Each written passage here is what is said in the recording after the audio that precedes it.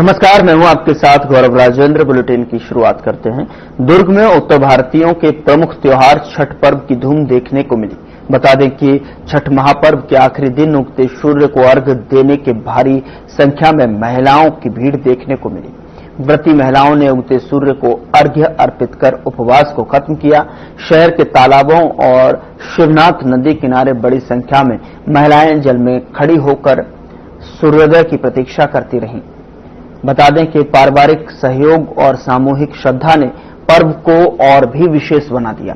इस अवसर पर महिलाओं ने एक दूसरे को सिंदूर लगाकर अटल सुहाग की कामना की और प्रसाद बांटकर पर्व की खुशियां साझा की।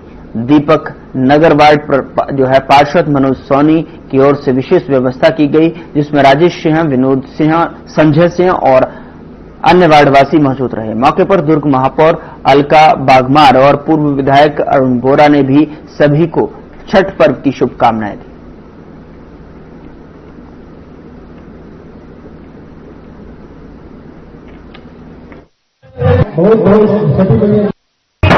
साल भर में हम छठ का ही इंतजार करते रहते हैं। हम बिहारियों के लिए सबसे बड़ा त्योहार है ये। सारी दुनिया ये बताती है कि जिसका उगते हुए सूरज के बाद सूरज का अस्त भी होता है, मगर बिहारी ये बताते हैं कि जहाँ सूरज उगता है उसके बाद सूरज उगता भी। तो ये हमारे लिए सबसे बड़ा छठ का ही त्योहार बहुत महत्व है और पूरे साल भर में दिवाली से ज्यादा हम लोग छठ का ही इंतजार करते रहते हैं। कल क्या होगा? कल समाप्त है, जहाँ पर सूरज आज अस्त हुआ तो कल सूरज उगेगा, तो उसको भी प्रणाम किया जाएगा। कितने दिनों का निर्जला उपवास रहता है ये 4 दिनों का होता है। पहले दिन नहाने के बाद खाया जाता है गेहूं सुखा के। दूसरे दिन खरना होता है जो पूरी तरह से निर्जला उपवास रहता है, और आज तीसरा दिन है छठ का और कल चौथा दिन है छठ का। तो 4 दिन निर्जला उपवास होता है। पूरे तरह के फल और सब्जियां चढ़ती है। और कुछ हमारे चैनल के माध्यम से यही है कि छठ की आप सभी को बहुत बहुत शुभकामनाएं। आपके जीवन में खुशहाली छठ मैया हमेशा रहे। आप सभी को छठ पर्व की बहुत बहुत बधाई, बहुत शुभकामनाएं। छठी मैया आप सब पर आशीर्वाद बनाए रखे और सबका घर भरा पूरा रहे, यही माता रानी से विनती करती हूँ कि सबको सुखी रखे और हमारे दुर्ग शहर को भी बहुत संपन्न बनाए।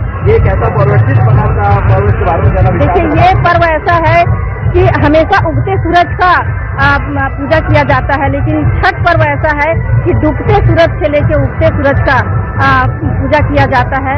ये एक अलग तरह का पूजा है। विश्व में कहीं भी डूबते सूरज का नहीं किया जाता है, लेकिन यहाँ छठ पर्व में डूबते सूरज का और उगते सूरज का अर्घ दिया जाता है। आप सभी को बहुत बहुत बधाई, बहुत शुभकामनाएं। छठ पर्व की मैं सभी को बहुत बहुत बधाई देता हूँ, शुभकामनाएं देता हूँ। छठ माता की कृपा हम सबके ऊपर हमेशा बनी रहे। उनकी कृपा से ही आज तक हमारा देश ने तरक्की की है। माँ के आशीर्वाद के बिना, माँ बहन के आशीर्वाद के बिना कुछ भी संभव नहीं होता है। मैं बहुत बहुत बधाई और शुभकामनाएं देता हूँ। ये हमारे यूपी बिहार का बहुत महान पर्व है छठ पूजा। इसमें हमारे यूपी बिहार में बड़े धूमधाम के साथ और पूरे हिंदुस्तान और विश्व में मनाया जा रहा है। इसका जो है रात तक शाम तक आते हैं और गंगा जी हो, तालाब हो, पूरे उसमें सुबह तक खड़े रहते हैं, क्योंकि ये हमारे विश्व का सबसे कठिन व्रत है जो महिलाएं 36 घंटे रहती हैं। ऐसा कोई व्रत नहीं है जो कि 36 घंटे हमारे इंडिया में या चाहे बाहर में कहीं हो। तो इसलिए छठी माता का पर्व बहुत महत्वपूर्ण है।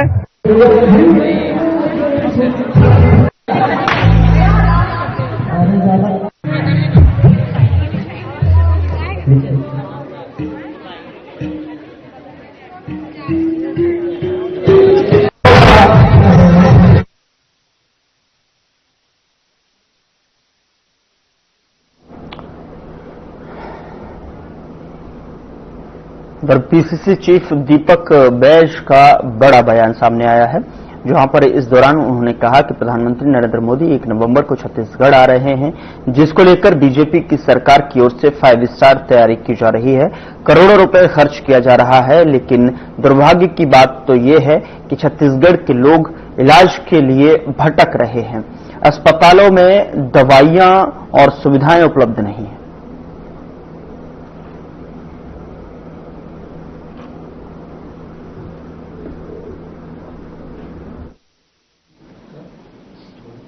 जी के दौरे होने अभी 1 तारीख को, इसको लेकर छत्तीसगढ़ की भारतीय जनता पार्टी की सरकार ने उनके दौरे को लेकर 5 स्टार तैयारियां की जा रही है और उनकी तामझाम में करोड़ों रुपए खर्च किया जा रहा है। लेकिन दुर्भाग्य है कि इस सरकार ने छत्तीसगढ़ के गरीबों के इलाज के लिए पैसा नहीं है, अस्पतालों में इलाज नहीं हो पा रहे और साथ ही मरीजों की जांच तक नहीं करवा पा रही है।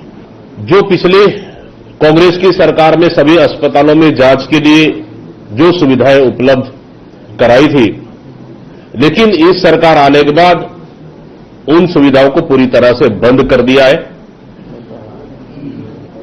मेकारा अस्पताल इसका सबसे बड़ा उदाहरण है। वहां पे मरीज इलाज के लिए दर दर भटक रहे हैं और जांच तक नहीं हो पा रहा है। MRI machine, CT scan machine सिर्फ वहां भर्ती मरीजों के लिए ही है और बाकी ओपीडी में जो पर्ची कटा रहे हैं उनको बाहर से इलाज कराना, जांच कराना पड़ रहा है, मतलब मोटी फीस देकर। और आयुष्मान अंबेडकर अस्पताल में आयुष्मान कार्ड से इलाज नहीं हो पा रहा है। मतलब कुल मिलाकर सरकार प्रधानमंत्री की आवभगत में करोड़ों रुपए खर्च कर रही है, लेकिन छत्तीसगढ़ की आम जनता, यहां के मरीज अपने इलाज के लिए दर दर भटकने को मजबूर है और जांच के लिए कोई सुविधा नहीं है। अस्पतालों में गोली, दवाई, इंजेक्शन नहीं है। मतलब इससे बड़ी बात क्या हो सकती है? मतलब क्या इस सरकार ने गरीबों के इलाज के लिए, इलाज करवाने के लिए पूरी तरह से हाथ खड़े कर दिए क्या? जो आम आदमी, गरीब व्यक्ति सरकारी अस्पताल में अगर उनको इलाज नहीं मिल पा रहा है, जांच की लाभ नहीं मिल पा रहा है, तो फिर वो जाएगा कहां? कहीं न कहीं प्राइवेट लैबों में जांच कराने को मजबूर है। इससे बड़ा दुर्भाग्य क्या हो सकता है छत्तीसगढ़ की जनता के लिए? प्रधानमंत्री जी के दौरे होने अभी 1 तारीख को, इसको लेकर छत्तीसगढ़ की भारतीय जनता पार्टी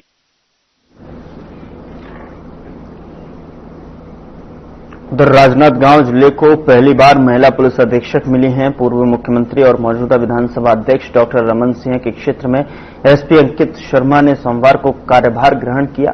उन्होंने पद संभालने के बाद जिले के पुलिस अधिकारियों और कर्मचारियों से परिचय लिया और साथ ही आपको बता दें कि कानून व्यवस्था को सुदृढ़ बनाए रखने के निर्देश दिए। एसपी ने कहा कि जनता की सुरक्षा और कानून व्यवस्था बनाए रखना उनकी सर्वोच्च प्राथमिकता होगी। महिलाओं और बच्चों और वरिष्ठ नागरिकों की सुरक्षा को लेकर ठोस कदम उठाए जाएंगे। साथ ही पुलिस और जनता के बीच विश्वास का रिश्ता मजबूत करने का विशेष ध्यान दिया जाएगा। उन्होंने कहा कि अपराध पर प्रभावी नियंत्रण और पीड़ितों को त्वरित न्याय दिलाना पुलिस की प्राथमिक जिम्मेदारी है। अंकिता शर्मा के पदभार संभालने के साथ ही जिले में नई कार्यशैली, अनुशासन और सख्त कानून व्यवस्था की उम्मीद जताई जा रही है।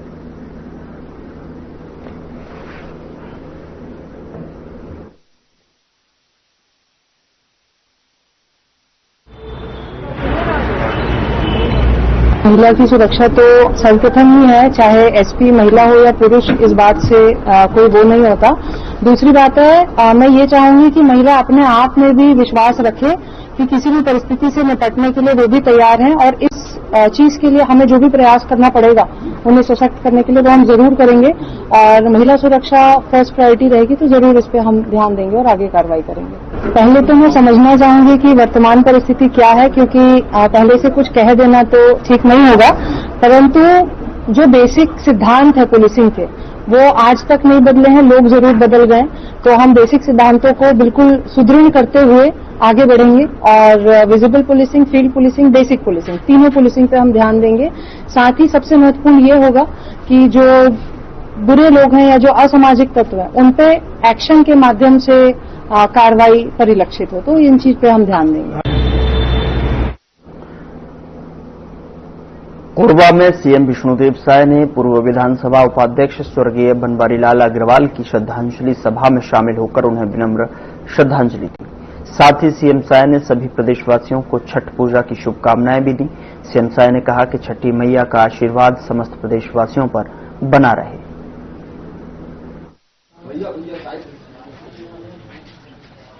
आज कोरबा प्रवास से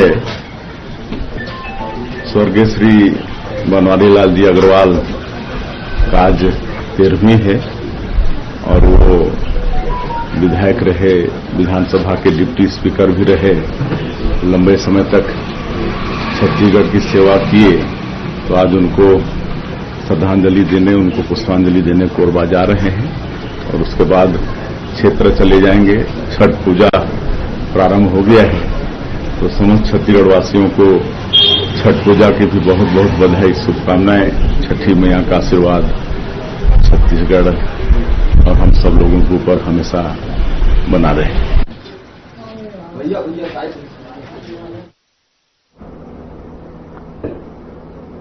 मुख्यमंत्री विष्णुदेव साय ने कोरबा के अग्रसेन भवन में आयोजित छत्तीसगढ़ के पूर्व विधानसभा उपाध्यक्ष स्वर्गीय बनवारीलाल अग्रवाल की पगड़ी रस्म कार्यक्रम में शामिल हुए और उनके चित्र पर पुष्पांजलि अर्पित कर श्रद्धांजलि दी। इस अवसर पर उन्होंने स्वर्गीय अग्रवाल की धर्मपत्नी पुष्पा अग्रवाल और उनके परिवार से भेंट कर उन्हें ढांढस बंधाया और संवेदना प्रकट की। मुख्यमंत्री ने कहा कि अग्रवाल का जीवन जनसेवा और समर्पण का प्रतीक था और उनकी सादगी और सामाजिक संवेदनशीलता सभी के लिए प्रेरणा स्रोत बनी रहेगी।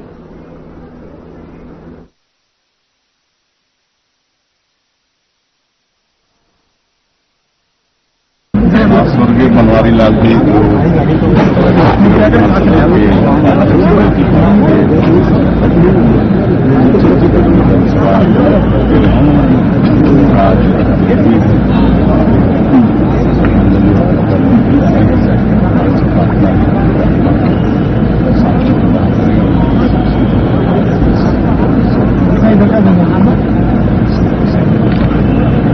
सर 1 तारीख को आ रहे हैं पीएम नरेंद्र मोदी, किस तरह की तैयारी है? बहुत अच्छी तैयारी है। छत्तीसगढ़ निर्माण को 10 वर्ष हुए हैं और जयंती वर्ष है। जयंती महोत्सव बड़े के साथ मनाएंगे। छत्तीसगढ़ का सौभाग्य है कि देश के यशस्वी प्रधानमंत्री नरेंद्र मोदी 1 तारीख को आ रहे हैं।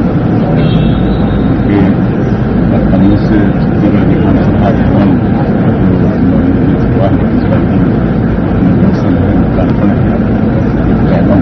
बना है।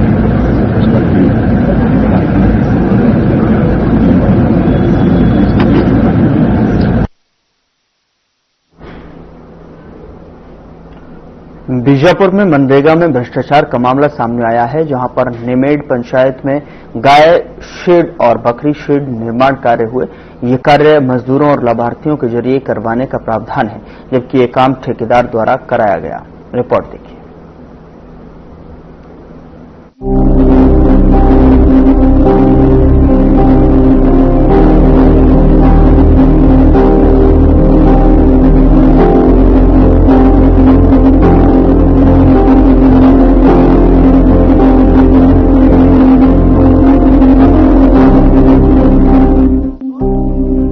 बीजापुर बीजापुर जिले के निमेट पंचायत में मनरेगा के तहत गाय शेड और बकरी बकरा शेड निर्माण कार्यों में लगभग 6 लाख रुपए के भ्रष्टाचार की शिकायतें सामने आई हैं, जिसमें पंचायत सचिव और सरपंच पर गंभीर अनियमितता और ठेकेदार के माध्यम से काम करवाने के आरोप लगे हैं।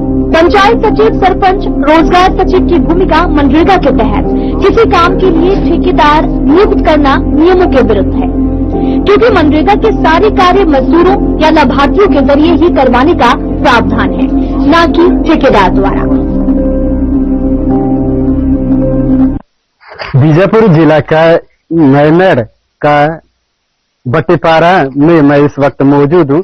एक जानकारी हमें मिला कि जिस प्रकार सभी पंचायतों में गाय सेठ, बकरी सेठ ये तमाम दिया जा रहा है, तो इसका जमीनी हकीकत जानने के लिए हम लोग इस वक्त नैमेड़ के पटेलपारा में, आप देख सकते हैं ये जो मेरे पीछे हैं, ये जो बकरी सेट है ये 92,292 रुपए का। किस प्रकार सचिव, सरपंच और जो जिसे ठेका के रूप में काम सौंपा जाता है वो लोग कैसे भ्रष्टाचार करते हैं, हम आज हकीकत आपको बताएंगे। ये जो आप देख पा रहे हैं ये गाय सेट है, लगभग यहाँ पे 300 ईटा लगा होगा, 300 ईटा लगा होगा। ये जो सीट आप देख पा रहे, ये जो नीचे आप देख रहे फ्लोरिंग दिख रहा है, इसमें बिना गिट्टी, बिना बेस किए केवल रेत और मसला से फ्लोरिंग कर दिया गया है। और ये जो आदिवासियों को अनपढ़, अशिक्षित होने का फुल फायदा उठाते हैं, किस प्रकार आप इसमें अंदाजा लगा सकते हैं। अशिक्षित होने के कारण आदिवासी भाइयों को किस तरह सरकार का पैसा जब आता है तो सचिव, सरपंच, ये तमाम लोग जो जुड़े हुए लोग हैं वो भ्रष्टाचार करते हैं। आपको मैं दिखाना चाहूंगा, ये आप देख सकते हैं, ये इसमें मुरम तक नहीं डाला, जिस प्रकार बिल में है इस प्रकार काली, ये जो इनका मिट्टी में मसला मिलाकर इसमें बेस फ्लोरिंग कर दिया। वो भी फ्लोरिंग कैसे हुआ, घटिया तरीका से। ये जो सीट, एक सीट का ये 8 फीट का है, लगभग 8 फीट का, इस समय लगभग 500 रुपया रहा होगा। लेकिन सचिव का जो बिल है उस बिल में एक सीट का 1400 रुपया दिखाया जा रहा है। ये आप अंदाजा लगा सकते। मैं जितना जानता हूँ इसके बारे में, क्योंकि मैं इसके बारे में एक चीज जानता हूँ, क्योंकि ये काम मैं कर चुका हूँ और इसके बारे में अच्छा नॉलेज है। ये मेरे ख्याल से लगभग 30,000 से ऊपर का काम है ही नहीं, लेकिन इसमें 92,292 रुपए का भ्रष्टाचार हुआ है। आप देख सकते हैं ये जो दादा है, इसी का नाम से यह शेड बना है। इससे जानने का प्रयास करते हैं कि वास्तविक सच्चाई क्या है और इसके जानकारी में क्या है और कैसा बना। ये जो फ्लोरिंग हुआ, बेस हुआ, प्लास्टर हुआ, क्या वास्तव में ये जिस प्रकार बिल डाला गया है, बिल में जोड़ा गया है, जोड़कर पैसा निकाला गया, क्या वैसा बना है? क्या नाम है दादा? पायकू पूरा नाम? पायकू कुरसम जी। ये जो आपका गाय सेट बना है, यहाँ पे कुल कितना ईटा जोड़े? ज्यादा 300 ईटा गया, ज्यादा नहीं। अच्छा, कितने ट्रिप रेती गिरा? 2 ट्रिप रेती गया। 2 ट्रिप। इसमें जो फ्लोरिंग हुआ है, आप फ्लोरिंग की है, इसमें बड़ा बोल्डर और छोटा गिट्टी अच्छा बेस बना है? नहीं डाले। तो फिर कैसा किए? वैसे मसला मिला के फ्लोरिंग कर दे। तो यहाँ कौन ला के बना के दिया? वही ठेकेदार बना है। कौन ठेकेदार, क्या नाम की? आंध्रा वाला है। कहाँ मदर वाला बोल रहे? मदर वाला है। हाँ। तो आपको क्या लगता है कितना पैसा का खर्च हुआ होगा? बहुत पैसा, मेरे को पैसा अभी बचा नहीं है, पार्टू काम कर रहा हूँ। अच्छा, ये जो सेट बनता है, सेट का पैसा डायरेक्ट इतगराई के अकाउंट में आता है, क्या आपके अकाउंट में आया था पैसा? नहीं आया। हाँ। मतलब तो फिर किसके अकाउंट में आया था पैसे? सचिव के। सचिव क्या नाम के हैं? सचिव शशि तेलम। सचिव आपके सचिव का क्या नाम? शशि बड़ा शशि अशोक है क्या? शशि तेलम बोलो ना। हाँ शशि तेलम। सचिव शशि तेलम। पंचायत सचिव का क्या नाम है? अशोक पूरा नाम? प्रतापगिरी। अशोक प्रतापगिरी। आप सोच सकते हैं जब ग्राउंड में जब कोई किसी को टैक्कर में देते हैं या किसी भी तरीका से बनाया जाता है तो उस काम को देखने का पूरा जिम्मेदार होता है सचिव और ये सरपंच का। लेकिन यहाँ पे सचिव ना देखा है ना काम अच्छा बना कि नहीं बना, इसका कोई जानकारी उन्हें भी नहीं मिला है। जो बनाया इस सेट को ठेकेदार उसी के बातों में आकर की 92,292 रुपए का भ्रष्टाचार इन्होंने किया है। कबाड़ लगने के बाद इस पर इन पर क्या कार्रवाई होती है और इससे जिस प्रकार इस सेट बनना चाहिए उसमें पैसे का क्या वास्तव में दोबारा बन पाएगी कि नहीं, देखना होगा। कई जगह फर्जी बिल और वाउचर बनाकर निर्माण कार्य दिखाया गया, जिससे सरकारी धन का गलत उपयोग हुआ। सचिव और सरपंच की लापरवाही की वजह से न सिर्फ काम ठेकेदार द्वारा कराया गया बल्कि बिलों में भी फर्जीवाड़ा हुआ है। इससे सरकारी पैसे की सीधी हानि हुई है। Bureau report.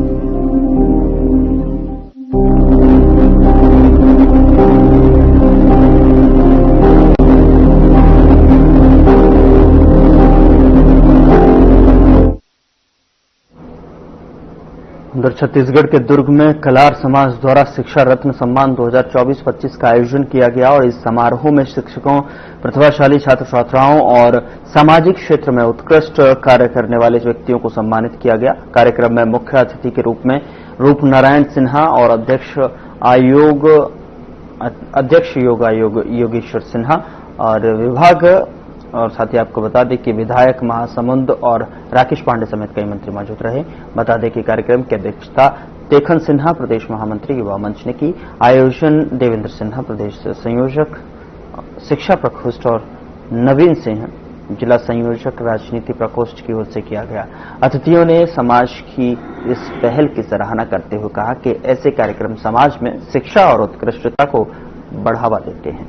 सम्मानित शिक्षकों ने भी समाज के इस प्रयास को प्रेरणादायक बताते हुए आभार जताया है।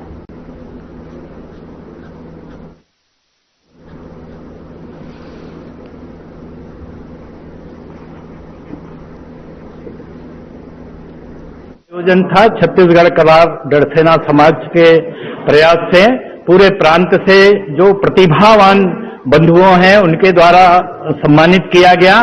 जो कला के क्षेत्र में, साहित्य के क्षेत्र में और विभिन्न विधाओं में बहुत ही अच्छा आयोजन था। इस प्रकार के आयोजनों के माध्यम से समाज के ऐसे जो विधाओं में संपन्न हैं उनको प्रोत्साहन मिलता है और समाज के क्षेत्र में आगे काम करने की उनकी ललक रहती है। मैं आयोजकों को धन्यवाद देता हूं कि इस प्रकार के कार्यक्रम होते रहें जिसमें समाज की प्रतिभाएं जो है वो सामने उभर के आए और देश और राष्ट्र और समाज की सेवा निरंतर करते रहें। जिन्हें पुरस्कृत किया गया उनके लिए क्या कहना चाहिए? बहुत ही अच्छा उनका प्रयास रहा है। जिन जो सर्वे हुआ और जिन क्षेत्रों में कला, साहित्य, समाज की सेवा के लिए उनको मैं हृदय से अपना धन्यवाद देता हूं कि इस प्रकार का और साधना करें, आने वाली संतति को, आने वाली पीढ़ी को भी प्रेरणा मिले और वो भी प्रेरित हों और समाज के काम में लगे। जी अपना परिचय बता देंगे। रूपनारायण सिन्हा, योग आयोग अध्यक्ष, छत्तीसगढ़ शासन। जो सम्मान रखे हुए हैं आयोजन समिति को, पूरे कला समाज के जो पदाधिकारी हैं उनकी सोच को मैं दाद देता हूं। उनकी जो सोच है कि हमको शिक्षक को कौन सा ऊंचाई तक ले जाना है, लेकिन मैं उन सभी को मैं बधाई देना चाहूंगा। और साथ ही साथ जो बच्चे पढ़ लिख के जो तैयारी कर रहे हैं IAS, IPS जो भी फील्ड हम जाना चाहे, बिजनेस में है, मैं समाज के लोगों से ये आग्रह भी किया हूं कि प्रशासनिक सेवा के साथ साथ शासनिक सेवा में भी आए। मतलब प्रशासन में आने का मतलब यह है कि गवर्नमेंट जॉब हो गया जो भी है, उसके साथ साथ अगर राजनीति में आता है तो निश्चित रूप से वो समाज जिस समाज में नेतृत्व करने का क्षमता हो और वो राजनीति में आता है तो निश्चित रूप से समाज बहुत आगे बढ़ता है। तो मैं अपने समाज के सभी भाई बहनों से यही आग्रह किया हूं कि आने वाले समय में आप अच्छे से पढ़ाई लिखाई करने के बाद भी राजनीति में आइए। जो कलार समाज है, पहला क्या है कि हमारा मंची कार्यक्रम कम होता था। अभी हमारे बड़े भाई युवराज सिन्हा जी प्रदेश अध्यक्ष हैं कलार समाज के। अब निश्चित रूप से समाज के हर क्षेत्र में, चाहे वो बस्तर हो, चाहे मध्य छत्तीसगढ़ हो, जहाँ पर और अन्य संभाग, चाहे बिलासपुर संभाग हो, सरगुजा संभाग हो, सभी जगह हमने अपने समाज को एक करने के लिए सबसे पहले हम अपने जो सरनेम है कलार समाज का, उसका एकीकरण के लिए बात कर रहे हैं। कलार समाज आज बटा हुआ दिखता है क्योंकि कलार समाज में लगभग 45 से 50 सरनेम। फिलहाल बुलेटिन में इतना ही। नमस्कार।